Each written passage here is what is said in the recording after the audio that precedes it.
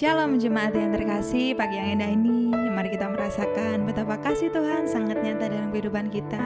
Kami merindukan lawatan Tuhan yang luar biasa pada pagi hari ini. Ya Allah, Engkau kerinduanku, selalu ku cari wajah-Mu Tuhan, seperti tanah yang kering rindukan air, demikianlah jiwaku rindu Engkau. Ku memandang-Mu di tempat kudus, dan ku melihat kemuliaan-Mu. Ku berdiam di bawah naungan sayap-Mu, dan ku dapati kekuatan baru. Sebab kasih setia-Mu lebih dari hidup, kebaikan-Mu melimpah atasku. Jiwaku melekat kepada-Mu Tuhan, betapa ku merindukan-Mu. Sebab kasih setia-Mu lebih dari hidup, kebaikan-Mu melimpah atasku. Jiwaku melekat kepada-Mu Tuhan, betapa ku merindukan-Mu, betapa ku merindukan-Mu, betapa ku merindukan-Mu, Yesus. Ku merindukan Engkau hadir di sini, lawat setiap kami Tuhan, lawat setiap hati kami, Yesus.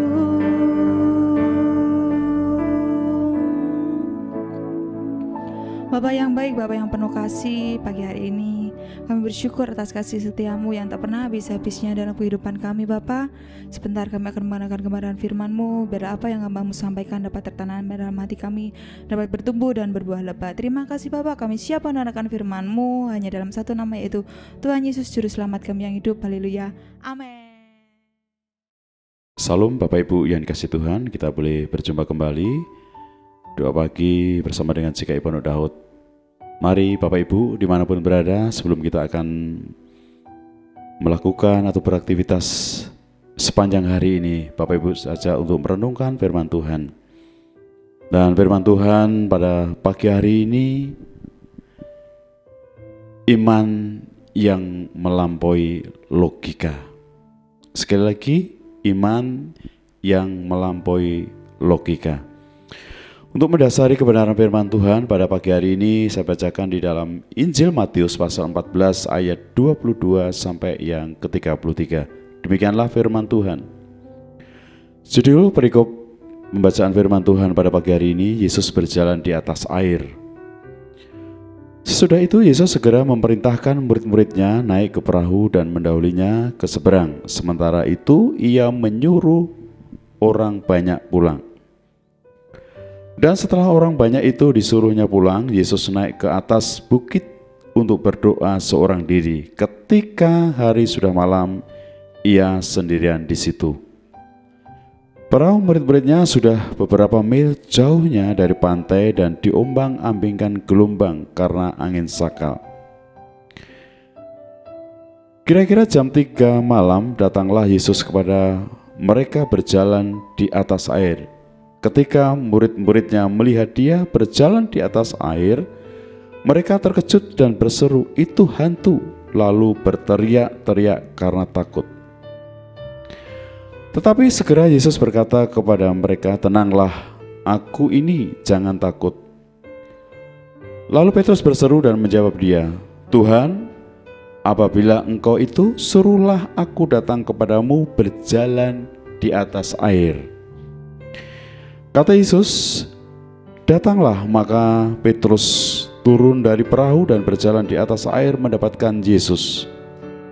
Tetapi ketika dirasanya tiupan angin, takutlah ia dan mulai tenggelam, lalu berteriak, "Tuhan, tolonglah aku." Segera Yesus mengulurkan tangannya, memegang dia dan berkata, "Hai orang yang kurang percaya, mengapa engkau bimbang?" Lalu mereka naik ke perahu dan angin pun reda.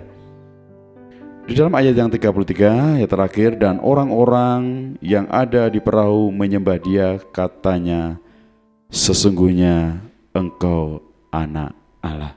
Amin. Saudara yang dikasihi Tuhan, hidup di zaman sekarang ini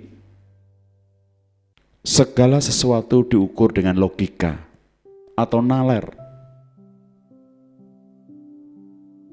Bahkan kita sebagai orang percaya pun kadangkala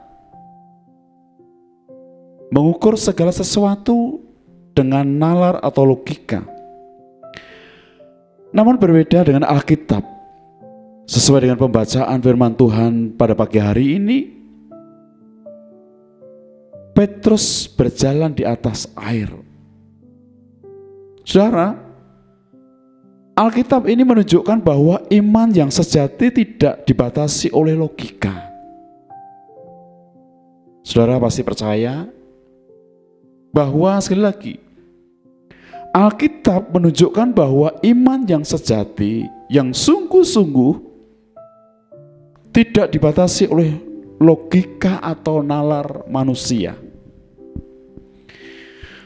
Bahkan seringkali iman itu justru bertentangan dengan logika atau nalar. Seperti halnya peristiwa ketika Petrus berjalan di atas air. Secara logika atau nalar, itu mustahil, tidak mungkin seseorang itu bisa berjalan di atas air. Namun realita iman menunjukkan bahwa di saat itu Petrus bisa berjalan di atas air. Saudara yang dikasihi Tuhan dimanapun berada pada pagi hari ini, melalui pembacaan firman Tuhan pada pagi hari ini, yang pertama yang bisa kita pelajari bahwa iman itu timbul dari pendengaran atau panggilan daripada Tuhan. Di dalam ayat yang ke-28, "Tuhan, apabila Engkau itu, suruhlah aku datang kepadamu berjalan di atas air." Inilah perkataan daripada Petrus ketika melihat Tuhan Yesus berjalan di atas air.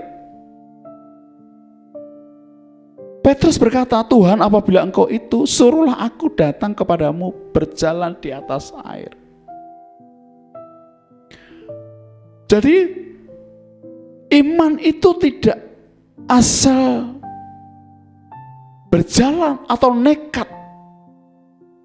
Tetapi ketika Petrus menerima panggilan daripada Tuhan, mendengar suara Tuhan, meyakini bahwa itu Tuhan. Ketika Tuhan memerintahkan, "Mari berjalanlah." Sungguh, Petrus bisa berjalan di atas air. Jadi iman bukan hanya modal nekat atau bukan tindakan yang buta, tetapi respon atau tanggapan daripada suara Tuhan. Ketika suara Tuhan itu nyata di dalam setiap kehidupan kita, saya yakin percaya ada hal yang sungguh-sungguh nyata di dalam setiap kehidupan kita. Saudara, Bapak Ibu yang dikasihi Tuhan, Iman timbul dari pendengaran. Pendengaran akan perkataan daripada Tuhan. Pendengaran dari firman Tuhan. Dan ini benar. Apa yang dilakukan oleh Petrus ketika mendengar suara daripada Tuhan. Perkataan daripada Yesus. Petrus berjalan menghampiri daripada Tuhan Yesus. Hal yang kedua, saudaraku yang dikasihi Tuhan, iman diuji oleh keadaan di sekitarnya. Di dalam ayat yang ke-30, tetapi ketika dirasanya tiupan angin, takutlah ia dan mulai tenggelam lalu berteriak, Tuhan, tolonglah aku. Saudara, ketika Petrus berjalan di atas air, ketika ada tiupan angin, Petrus mulai ada ketakutan dan mulai tenggelam. Dan dia berteriak, Tuhan, tolonglah aku. Saat Petrus fokus pada Yesus, ia bisa berjalan di atas air. Ia bisa melampaui hukum alam dan berjalan di atas air. Namun di saat takut, di saat imannya goyah, dan ia mulai tenggelam. Bapak Ibu, mari bersama-sama. Ketika kita memiliki iman yang benar kepada Tuhan,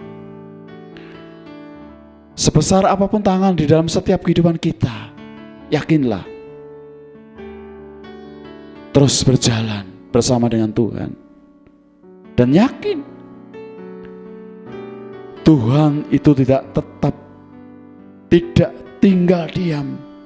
Tuhan itu siap menolong dalam setiap keadaan apapun. Dan benar saudaraku yang dikasihi Tuhan, ketika Petrus merasa takut dan mulai tenggelam dan berkata, Tuhan tolonglah aku, apa respon daripada Tuhan? Dan seketika itu Yesus mengulurkan tangannya, memegang dia dan berkata, hai orang yang kurang percaya, mengapa engkau bimbang? Saudara, Bapak Ibu dimanapun berada pada pagi hari ini,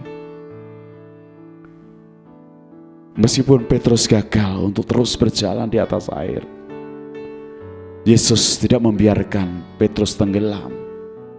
Yesus mengulurkan tangannya, menolong. Artinya apa?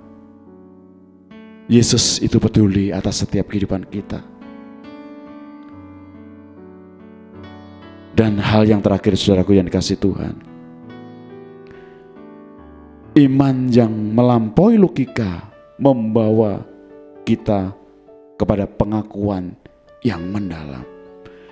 Di dalam ayat 32 sampai yang 33, lalu mereka naik ke perahu dan angin pun reda, dan orang-orang yang ada di perahu menyembah dia. Katanya, sesungguhnya engkau anak Allah.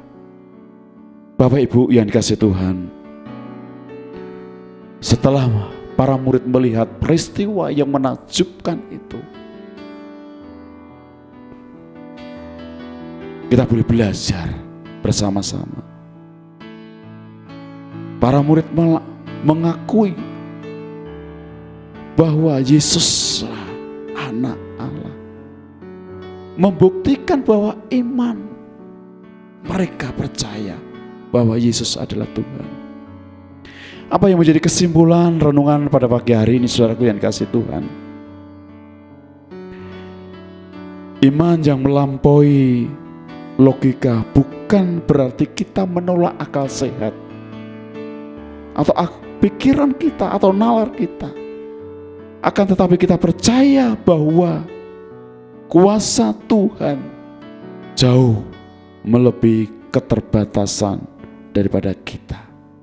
Sekali lagi, iman yang melampaui logika bukan berarti kita menolak akal sehat atau nalar manusia. Akan tetapi kita percaya bahwa kuasa Tuhan itu jauh melebihi keterbatasan daripada hidup kita. Amin. Biarlah firman Tuhan atau renungan pada pagi hari ini boleh menjadi kekuatan dalam setiap kehidupan kita. Amin. Saya ucapkan selamat pagi, selamat beraktivitas.